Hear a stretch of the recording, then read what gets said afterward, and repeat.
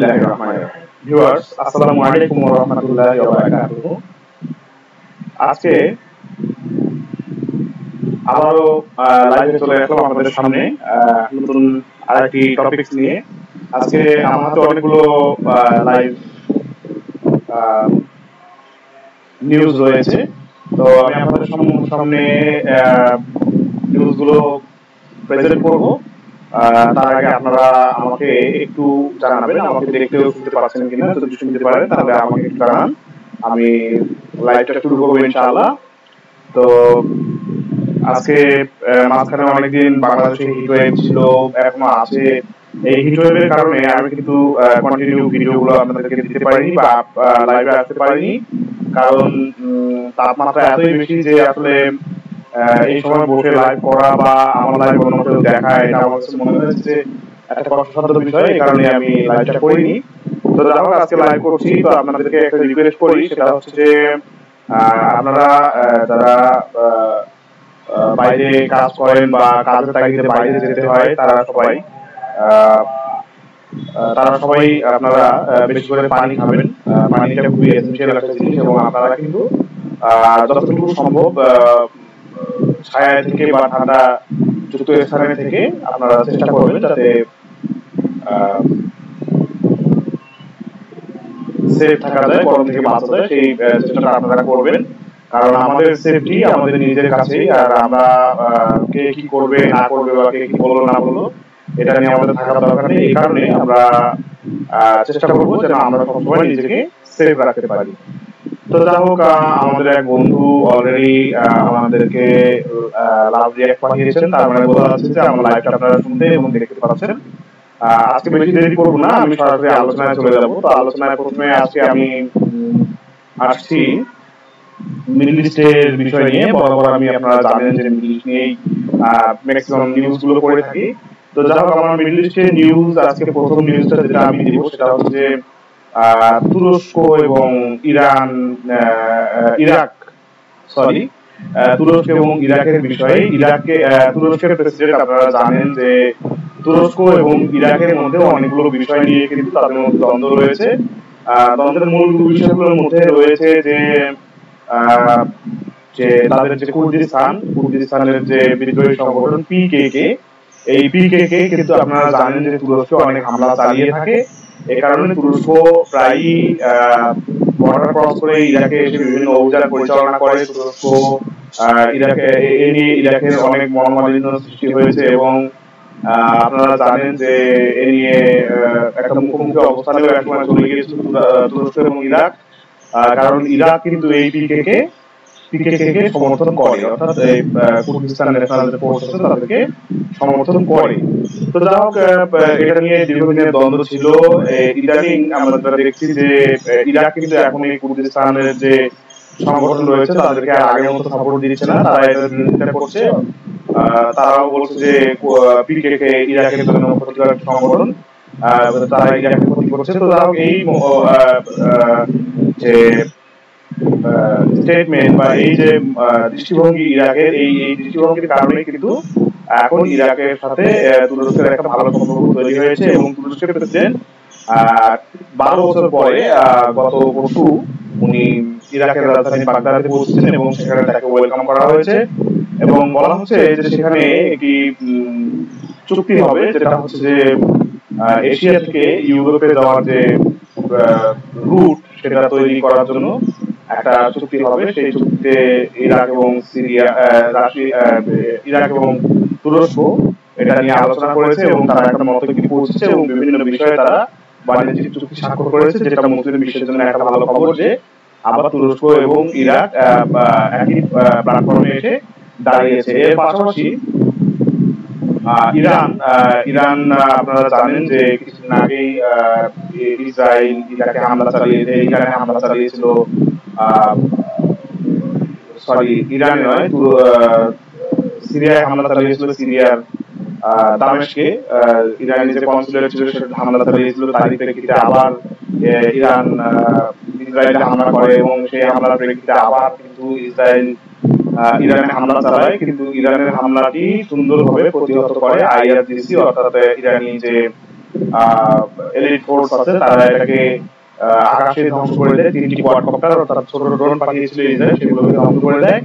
এবং একটি অসমর্থিত সূত্র, যেটা পরবর্তীতে বিভিন্ন গণমাধ্যমে আলোচনা হয়েছে এবং ইসরায়েল এবং ইরানও পরোক্ষভাবে এটা স্বীকার করেছে যে ইসরায়েল তার F-35 জঙ্গি বিমান নিয়ে জর্ডানের আকাশ থেকে ইরানের উদ্দেশ্যে রওনা দিয়েছিল ইরানের পারমাণবিক যে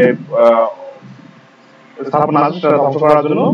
এই খবর সাথে সাথে পেয়ে যায় রাশিয়ার গোয়েন্দা সংস্থা, এবং রাশিয়ার গোয়েন্দা সংস্থা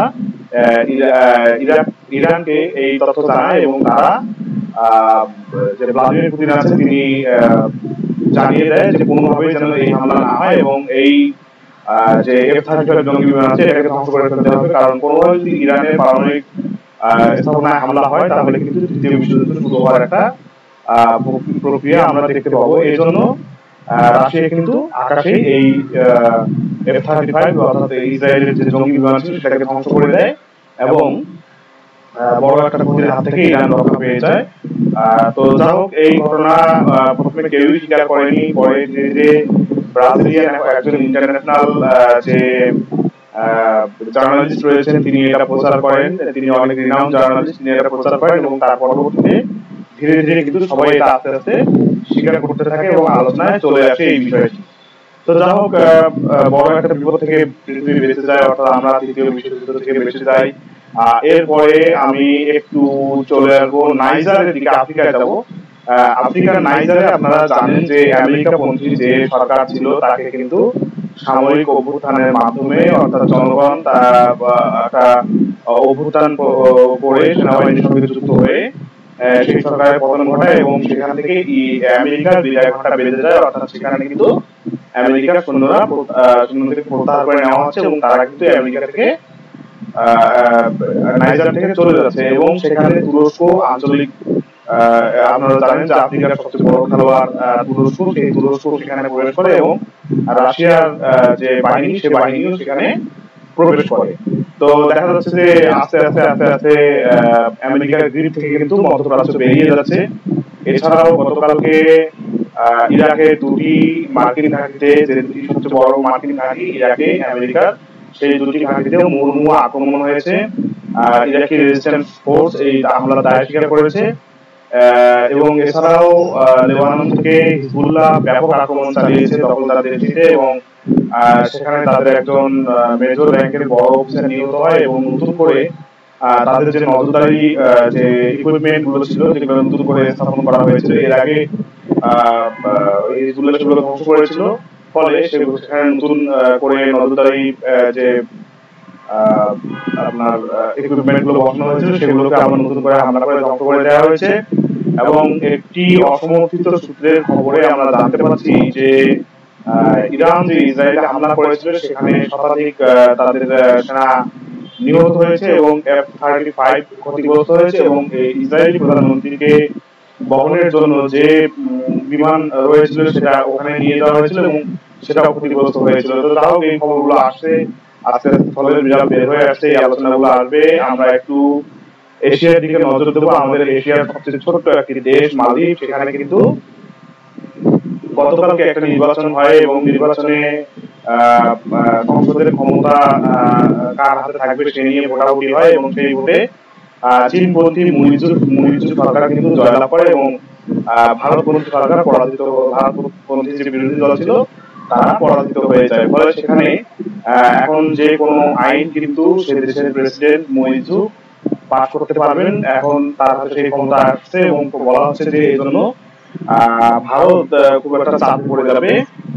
এদিকে পাকিস্তানে আজকে সাইফার মামলার শুনানি ছিল ইমরান খানের, কিন্তু সাইফার মামলায় ইমরান খানের শুনানি পিছিয়ে দেওয়া হয়েছে। সরকার পক্ষের উকিল বারবারই মাঠ ছেড়ে পালিয়ে যাচ্ছে, তারা আদালতে উপস্থিত হচ্ছে না, হলেও সময় চাইছে। তো আজকেও 7 দিন সময় চাওয়া হয়েছিল, কিন্তু